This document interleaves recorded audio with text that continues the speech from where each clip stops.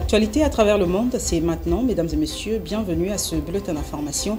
Voici les détails. Le mécanisme de surveillance du cessez-le-feu et l'échange des prisonniers sont au centre de la reprise des négociations entre le gouvernement congolais et les rebelles de l'AFC M23 à Doha au Qatar, a annoncé mardi le ministre des Affaires étrangères du Qatar.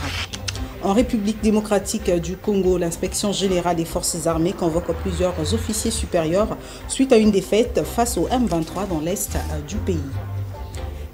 Dakar, le Fonds monétaire international FMI a déclaré mardi qu'il faudrait des semaines avant qu'il puisse procéder à un abandon des créances dans l'affaire des erreurs de déclaration de la dette du Sénégal, alors qu'il poursuit les discussions sur des mesures correctives avec le pays d'Afrique de l'Ouest.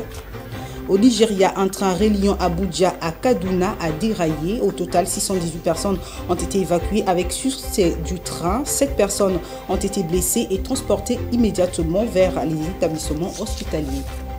L'armée israélienne a nié mardi avoir visé des journalistes lors de sa double frappe sur l'hôpital Nasser de Gaza-Lundi et dit avoir ciblé plutôt une caméra du Hamas utilisée pour observer les forces israéliennes.